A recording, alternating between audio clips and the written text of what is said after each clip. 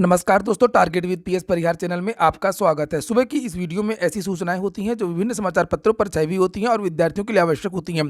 तो आइए शुरू करते हैं और देख लेते हैं कि आज के समाचार पत्रों में ऐसी कौन कौन सी सूचनाएं हैं। तो वीडियो को जल्दी से लाइक करते हैं, शेयर करते हैं और जिन छात्रों ने चैनल को अभी भी सब्सक्राइब ना किया हो तो जल्दी से सब्सक्राइब कर लें ताकि आप लोगों को भी इसी प्रकार के थेरेटिक अपडेट सबसे पहले मिलती रहे। आगे बढ़ने से पहले एक और सूचना उन विद्यार्थियों के लिए है जो विद्यार्थी उत्तर प्रदेश संयुक्त बीएड एंट्रेंस एग्जाम की तैयारी कर रहे हैं। वे सभी अभ्यर्थी चक्षु प्रकाशन की इस महत्वपूर्ण गाइड को ले सकते हैं। ये कला वर्ग की गाइड जिसे आप लोग देख रहे हैं, इसमें बीएड एंट्रेंस का जो भी सिलेबस है, चाहे वो सामान्य ज्ञान हो, हिंदी हो, समान अभिरुचि हो, परीक्षण हो या कला वर्ग के जो भी सब्जेक्ट्स है, इन सभी के 3900 से ज्यादा बहुविकल्पीय प्रश्न दिए हुए हैं और उनकी पूरी की पूरी विस्तृत व्याख्या दी गई है। इसी पुस्तक में आपको 5 साल पेपर भी देखने को मिलेंगे बीएड एंट्रेंस के 2017, 18, 19, 20 और 21 के। और इसी पुस्तक में 15 प्रैक्टिस सेट्स भी हैं जिस तरीके के जो प्रश्न है वो बीएड एंट्रेंस में पूछे जाते हैं। इस पुस्तक कुछ और खासियत भी है, जैसे इसमें जो भी प्रश्न दिए हुए हैं उनकी जो व्याख्या है वो काफी अच्छी तरीके से दी गई है और विस्तृत दी गई है। बीएड की अलग अलग पुस्तकें भी आती हैं, जैसे मैंने अभी आपको बताया संपूर्ण गाइड के लिए। इसी तरीके से एक तो स्टडी बुक भी आती है, प्रैक्टिस सेट भी अलग से आती है। जो भी पुस्तकें चाहें बीएड एंट्रेंस की सभी आपको चक्षु प्रकाशन की मिल जाएंगी। सभी कापी किताबों की दुकानों में पूरे भारत में बड़े शहरों में ये मिल जाएंगी। और अगर आप लोग ऑनलाइन मंगवाना चाहते हैं तो उसकी जो लिंक है मैंने डिस्क्रिप्शन बॉक्स में दे दी है। चलिए अब शुरू करते हैं आज की सूचनाओं को। सबसे पहले बात कर लेते हैं रेलवे भर्ती की मांग ट्विटर अभियान। आज के समाचार पत्रों में दिया गया है कि मुहिम ट्विटर संघ रेलवे की भर्ती के लिए जंग। रेलवे की 3 बड़ी भर्तियों को शुरू करने के लिए मुहिम चला रहे युवक 1,37,000 तक पहुंचता है। इनका ट्वीट कई बार टॉप ट्रेंड में रहता है और यहां पर लिखा जीत से जगह उत्साह। ग्रुप डी के लिए एग्जाम डेट को लेकर के विद्यार्थियों ने भी ट्विटर अभियान किया था और बाद में रेलवे बात मान गया था। रेलवे ग्रुप डी में बहुत सारे विद्यार्थियों के आवेदन निरस्त कर दिए गए थे और विद्यार्थियों ने ट्विटर अभियान चलाया। इनकी बात भी मानी गई।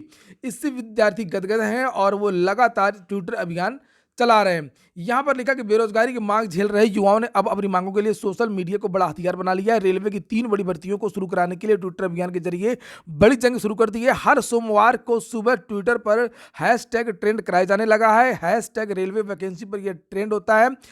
दोपहर तक 50 से 60,000 और शाम तक 1.5 लाख से अधिक ट्वीट हो जाते हैं। इसके बारे में मैंने अपने चैनल के माध्यम से भी कई बार आपको बताया है और कम्युनिटी में मैंने भी ट्वीट किया था इन छात्रों के पक्ष में। यहां पर नीचे लिखा हुआ है कि रेलवे में IRMS यानी कि Indian railway management service section senior section engineer और जूनियर इंजीनियर के पदों पर भर्ती शुरू करने के लिए ट्विटर अभियान चलाया जा रहा है। और graduate engineer student welfare association के तहत छात्रों ने भर्ती की इस मुहिम को आगे बढ़ाया है। छात्रों ने सोशल मीडिया पर कई ग्रुप बना करके हजारों युवाओं को जोड़ा है और ट्विटर टॉप ट्रेंड के जरिए अपनी पूरी बात जो वो देश भर में पहुंचा रहे हैं। छात्रों का कहना है कि प्रत्येक सोमवार को ये जो मुद्दा है वो टॉप ट्रेंड पर रहेगा और रेलवे में कई पदों पर भर्ती प्रक्रिया कई सालों से बंद है।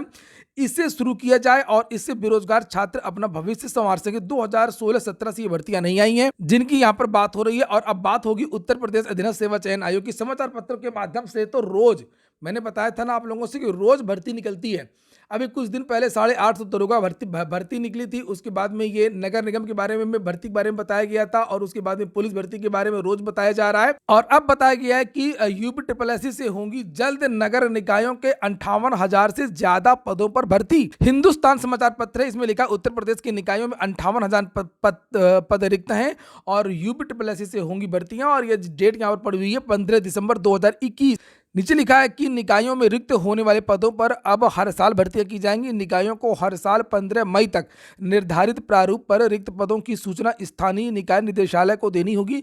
निदेशालय इन पदों को भरने के लिए 20 मई तक इसकी अधिसूचना नोटिफिकेशन जारी कर देगा और इसके आधार पर तय प्रक्रिया के तहत इन पदों पर भर्तियां की जाएंगी। लिखा हुआ कि मौजूदा समय निकायों में अकेंद्रीकृत पदों को भरने के लिए कोई एकीकृत नीति नहीं है। कुछ निकाय तो खाली पदों पर भर्तियां कर लेते हैं, कुछ में सालों साल पद खाली रहते हैं। इससे काम प्रभावित होता है और नगर विकास विभाग इसके लिए प्रदेश के सभी निकायों के लिए भर्ती की एकीकृत व्यवस्था लागू करने की तैयारी की है। इसमें निकायों में अधिक समय तक पद खाली नहीं रहेंगे अब और भरने में मनमाही भी नहीं चलेगी। कौन कौन से पद खाली हैं इसके बारे में जानकारी दी गई है। जैसे यहाँ पर लिखा है कि निकायों में अकेंद्रीयत के कुल पद, नगर निगम में 28,000 पद खाली हैं, नगर पालिकाओं में 21,824 पद खाली हैं, नगर पंचायत में 5,782 पद खाली हैं। कुल रिक्तियां कुल मिलाकर के लगभग 58,000 खाली हैं। चलिए देखते हैं आखिरकार कब आएंगी ये भर्तियां। और अब हम लोग बात करेंगे नई प्राथमिक शिक्षक भर्ती कमेटी रिपोर्ट। कमेटी रिपोर्ट के लिए कुछ विद्यार्थियों ने कल ज्ञापन दिया था, इसके बारे में भी मैंने कल वीडियो बनाया था, उसके बारे में आज के समाचार पत्रों में जानकारी दे दी गई है। ये देखिए लिखा है, अधर्म शिक्षक भर्ती, सचिव को सौंपा ज्ञापन। नई शिक्षक भर्ती की मांग को लेकर के अभ्यर्थियों ने छेड़ रखा है अभियान।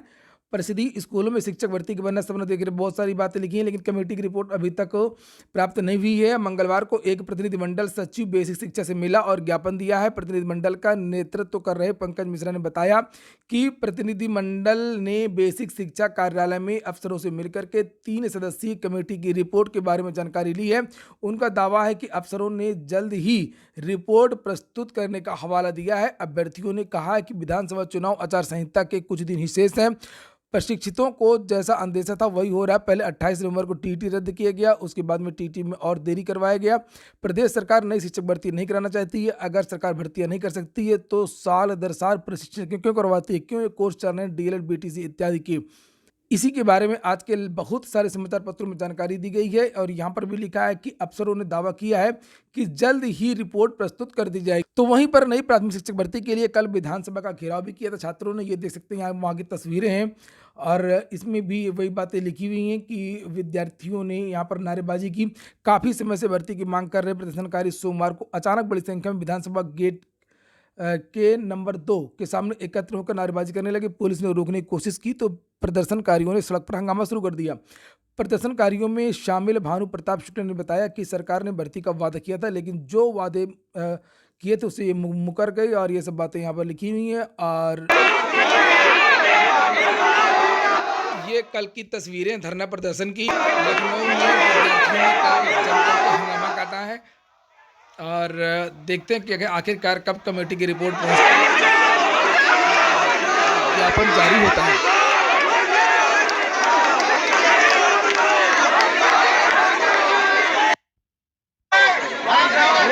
और ये तस्वीरें भी आप जो देख रहे हैं ये विधानसभा की हैं, जिसके बारे में मैंने कल आपको बताया था। यूपी प्लस की भी कुछ खबरें हैं, देख लीजिए। ये एडमिट कार्ड जारी हो गए हैं जेई 2016 के छात्रों के, उसके बारे में यहाँ जानकारी दी गई है।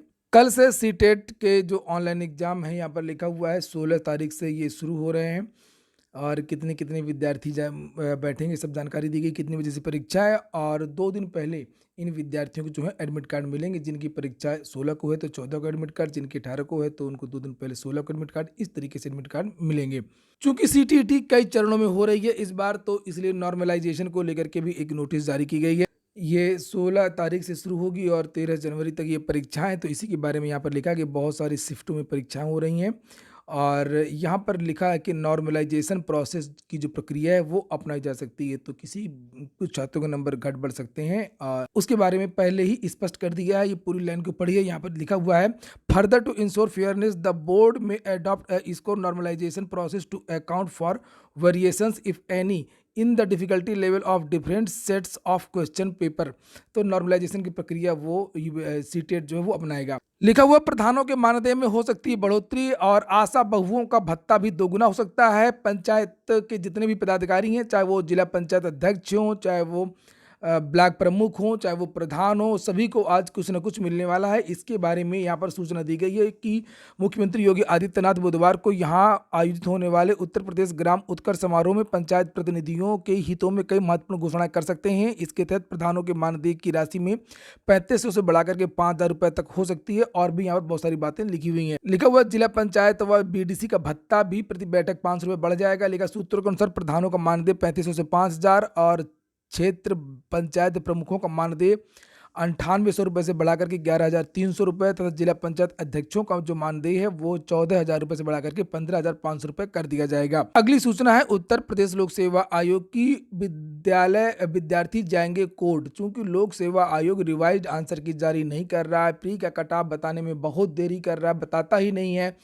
और यहाँ पर उसी के बारे में लिखा हुआ है कि उत्तर प्रदेश लोक सेवा आयोग ने पिछली कई प्रमुख परीक्षाओं की अभी तक उत्तर कुंजी जारी नहीं की है, जबकि उनका अंतिम चयन परिणाम जारी किया जा चुका है। इसमें पीसीएस, आरओ, एआरओ जैसी प्रमुख परीक्षाएं शामिल हैं। आयोग की 29 अगस्त 2014 को हुई बैठक में निर्णय लिया गया था कि प्रारंभिक परीक्षा के बाद में उत्तर पत्रकों की स्कैनिंग की जाएगी और उसके बाद में चारों सीरीज की आंसर की जारी की जाएगी। विशेषज्ञों की कमेटी से आपत्तियों का निस्तारण कराने के बाद प्रारंभिक परीक्षा के परिणाम घोषित करते हुए अंतिम उत्तर कुंजी भी जारी कर दी जाएगी। प्रतियोगी छात्र संघर्ष समिति के अध्यक्ष अवनीश पांडे का कहना है कि आयोग अपने ही नियमों को नहीं मान रहे हैं और कई बार आयोग में ज्ञापन भी दिया गया है, कोई सुनवाई नहीं हुई है अवनीश का कहना है कि वह न्यायालय की शरण में जाएंगे। तो आप लोगों ने देखा होगा कि अभी आरओ की जो आंसर की जारी हुई है उसमें 10 से लेकर के 11 तक के बहुत ज़्यादा जो प्रश्न है वो बहुत ज़्यादा गलत हैं, ब्लंडर गलतियां की हैं। इसलिए अब और चूंकि जारी भी नहीं करता है तो विद्यार्थियों को पता भी नहीं चलता कि आगे का बदलाव किया है कि नहीं किया लोक सेवा आयोग ने, तो इसी के लिए विद्यार्थी अब कोर्ट जाएंगे। और इसी तरीके से यहाँ पर देख सकते हैं आप लोग असिस्टेंट प्रोफेसर भर्ती के 5 विषयों की भी गलत आंसर की जारी हुई है, उसके बारे में भी यहाँ पर जानकारी दी गई है। जिस सेट का पेपर नहीं छपा है उसी सेट की आंसर की जारी कर दी गई थी और अंतिम उत्तर कुंजी ये तो वहाँ की बात है। उत्तर प्रदेश उच्चतर शिक्षा सेवा चयन आयोग ने असिस्टेंट प्रोफेसर भर्ती की परीक्षा के 5 विषयों की गलत उत्तर कुंजी जारी कर दी। जिस सेट का पेपर नहीं छपा था आयोग ने गलती से उसी सेट की उत्तर कुंजी जारी कर दी है। अभ्यर्थियों ने आपत्ति की तो आयोग ने इसकी जांच कराई और त्रुटि सामने आने के बाद में सोमवार को सही उत्तर कुंजी जारी की गई। इन 5 विषयों की संशोधित अंतिम उत्तर कुंजी 21 दिसंबर तक आपत्तियां आमंत्रित की गई हैं और यहाँ पर लोक सेवा आयोग के बारे में फिर से जानकारी दी गई है। ये तो जो रिवाइज्ड आंसर की है उसके लिए विद्यार्थी अब न्यायालय जाएंगे। अंतिम सूचना है दरोगा भर्ती में जम करके धांधली और निरस्त करने की मांग।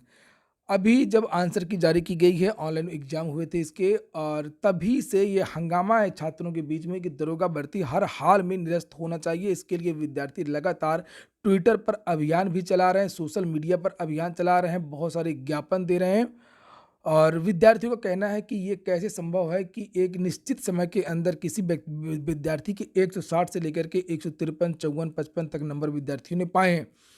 तो सरकार को कम से कम इस बात को संज्ञान में लेना चाहिए था, कम से कम एक जांच कमेटी बनाए। अगर ये बातें सही हैं, अगर इतने नंबर आए हैं तो फिर उसकी और विस्तृत जांच हो और उसी तरीके से निर्णय लिए जाना चाहिए। वैसे भी जब तक दरोगा भर्ती हुई है तब तक लगातार सूचनाएं देखने को मिली हैं आगरा इत्यादि में, पश्चिमी उत्तर प्रदेश में, चाहे प्रयागराज हो, चाहे वो वाराणसी हो, चाहे वो अन्य शहर हो।